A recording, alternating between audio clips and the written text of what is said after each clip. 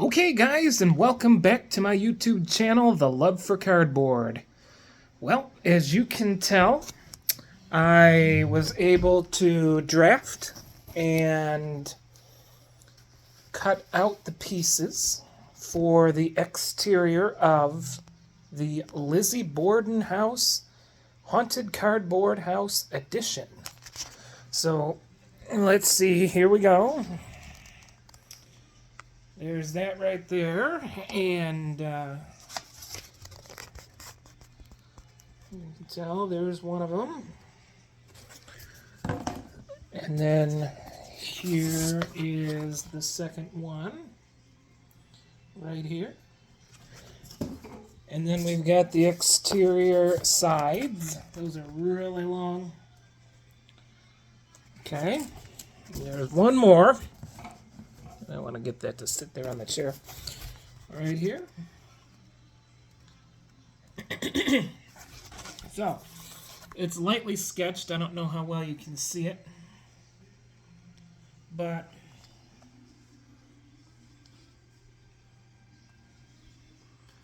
right now, I just wanted to have these pieces of cardboard lightly sketched out in pencil according to the big footprint right here. Remember the footprint that we always talk about? I always hold it upside down. I'm sorry about that. There we go. According to the footprint. So, you know, I follow the footprint, and I'm able to kind of figure out where the windows go, where the doors go for the outside of the house. First off, you know, there's one thing that I always forget to mention. I'm not going off of my own memory of how this house looks.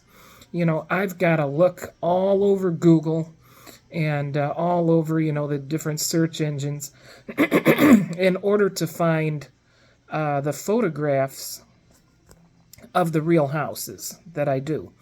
So, you know, Google has been a great source, and YouTube has been a great source too. YouTube has been better, you know, especially for interior footage, video, photograph of these homes. And when I create the interiors of these houses, you know, I've got to watch part of the video, and then I have to stop the video, and then I have to resume the video, and then stop, and then start, and then stop, so that I'm able to, you know, capture the essence of what each of these homes really look like inside. So I'm doing the same thing pretty much for the exterior, but I don't need anything like YouTube in order to do the exterior of the house. So Google works really well, you know, so I'm able to kind of tweak and adjust my floor plan according to how the photographs of the house look, the exteriors, you know, that we look at on Google. So, as you can see by this one, there's a little bit of light. You can kind of see my lightly sketched out lines. I don't know how well that looks. Maybe if I can zoom in. Yeah, there you go. And you can also see the lead lines that I use too. Those are those lines right there. And when I put the house together, you will be able to see how the lead lines match up. Starting here and going across. You see? These seams here, you know, that divide the different pieces of the house together, they have to match up approximately, you know, with the lead lines. So, I do that, you know, as kind of an anchoring point, you know, so that the windows and doors wouldn't be like this or wouldn't be like that, you know. Yeah, I mean, back when I first started out making cardboard houses, you would think I was crazy, absolutely nuts in how I built them back then, because, you know, I really didn't have any measurements or any tools necessary. You know, you'd think I was, you know, a bad artist, which is okay. You know, every artist has his own creative style, you know, and you got to start out somewhere, and you got to learn how to create things. So, you know, yeah, that's just kind of how it is there, you know, with this. So I created a way, to have these different lead lines so that my windows and doors, would be even and things like that. So now it has come time for me to sketch out where these window panes are going to be so that when I cut them out, we'll have something to go off of, okay?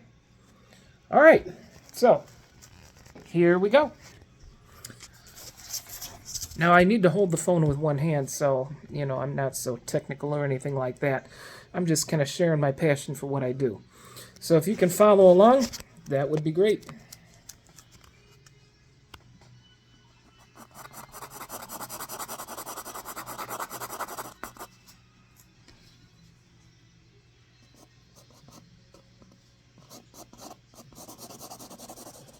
I'm just kind of getting a general idea of where I want these to be.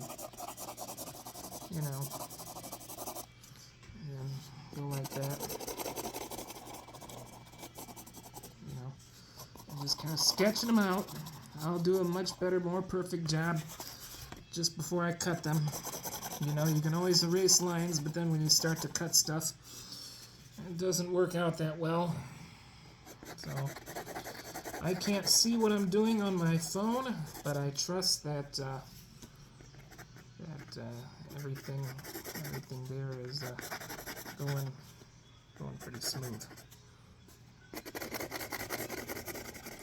So as you can see what I'm doing, I'm kind of gauging where the window panes are going to be, and then I'm going to do that to every single one of these windows that I have, and I will be right back. All right, guys, so I'm back. I was able to sketch all of those lines in roughly where the cuts are going to be, and hopefully that can give you a better idea of how that's going to look.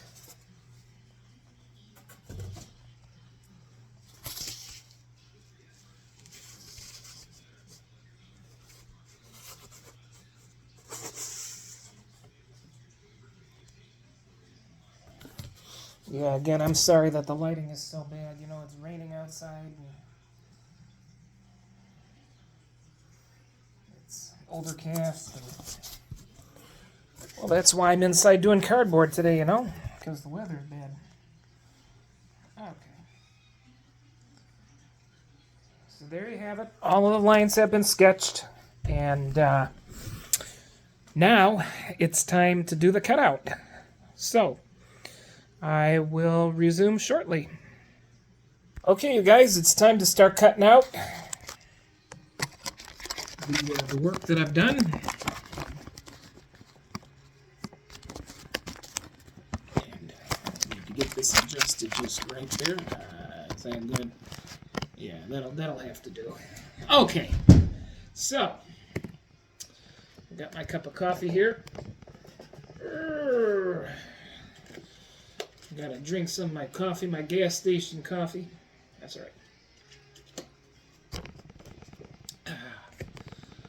Okay, so when you're cutting out this cardboard, never, ever, ever cut on another one of your sheets that you need to cut out, because you risk taking that blade a little too deep, and then you're going to have a problem.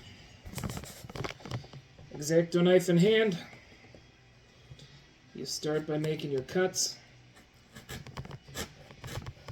to approximately right where you want it, and then you follow your sketch lines, trying to maintain even cut straight down. Again, what I like about these old houses? Nothing is really perfect. Because these houses are old, right? There's a lot of sagging and there's a lot of age, a lot of settling in these houses. So yeah, sometimes lines are going to be uneven. If you're doing a newer house, those crappy computer-based things that they're building these days, everything is like so perfect and blah, blah, blah. you can't get away with much on those newer houses. And actually, you know what? I'm finding this blade is getting dull. So I'm gonna change it out for another one that's much sharper. Throw that in the garbage. Bloop. And then let's see what we got here. I should have more blades. I usually carry a little tiny bag of X-Acto knife blades with me. You can get them on Amazon pretty cheap. They're not that expensive, but you know, on these cardboard houses, I usually go through about maybe 3 of those blades. Those little tiny things right there. Because you need to have it sharp. You can't work with a dull blade. You know that's going to cause the cardboard to curl up on you and it won't be pretty. Alright, you want it to slice just like butter straight through that cardboard, which it's doing. And then you're going to go straight down, straight across. And then you peel that little piece of cardboard right back and it should just fall right out. So right now, those 2 pieces of cardboard now equal 2 panes where the glass is going to go. And then we repeat. Now, sometimes you may just go a little bit over on the window pane cutting, where the glazing would be, if you will, if it was a real window. You just want to make sure that you don't cut too far into the area that you cut over.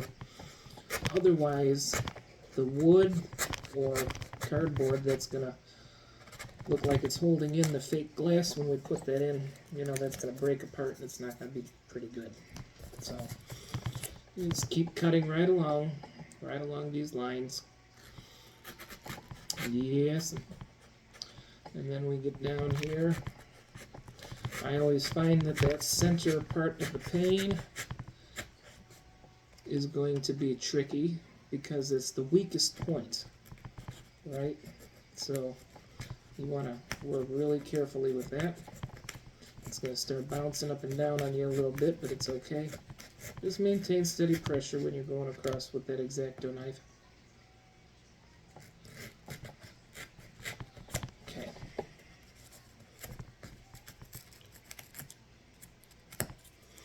And there you have it. I always carry this garbage bag around with me when I'm doing my work because it's easy, you know, to... There you go. There's a window. Yep. There it is. There's one of our first windows. So now, I gotta go and do this to all of these individual sections of the house. And I will be back as soon as I'm finished. Hold on. So while I'm thinking about it, as I am making these cuts, it's very important, you know, that you cut all the way through on this cardboard, because I created a little oops, and I will teach you guys how to fix that. Let me show you real quick. This one right here. Look. See that thing? Yeah. A little bit of hot glue is going to fix that.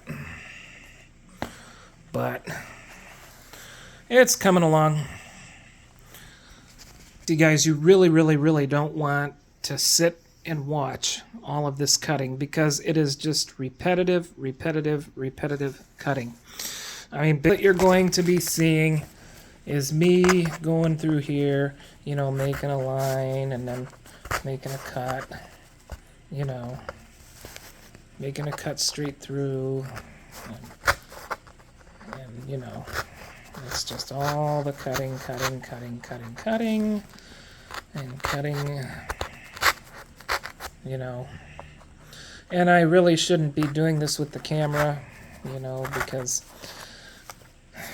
it just, it takes a long time and you got to have a real steady hand to do this. I mean, there's just no room for error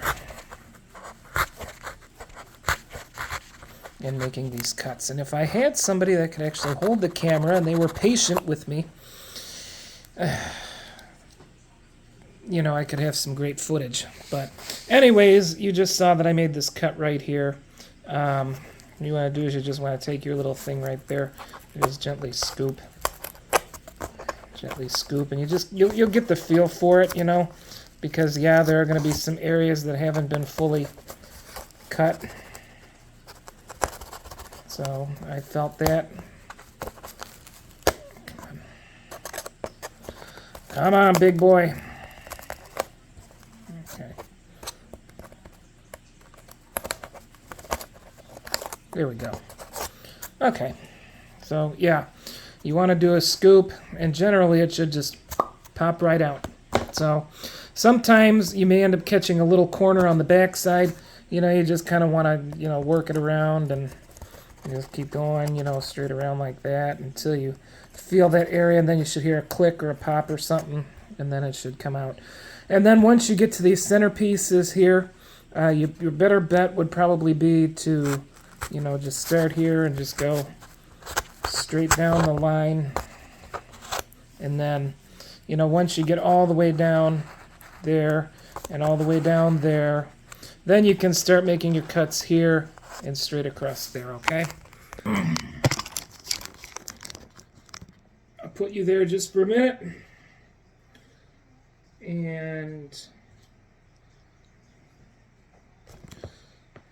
again, it's just making all of these cuts straight across. Straight across. You want to get the weaker areas first, because the areas outside of the center are always going to be your strongest. At least that's how I find it. You turn the board. All right. So I'll show you right now. Right here. Where are we at? Okay. So I made the weakest cuts right there. And then now we've got some strong anchor points to get those sides and straight across, okay? So I'm going to finish up. I've got 4 sides of a house to do. I will be back soon.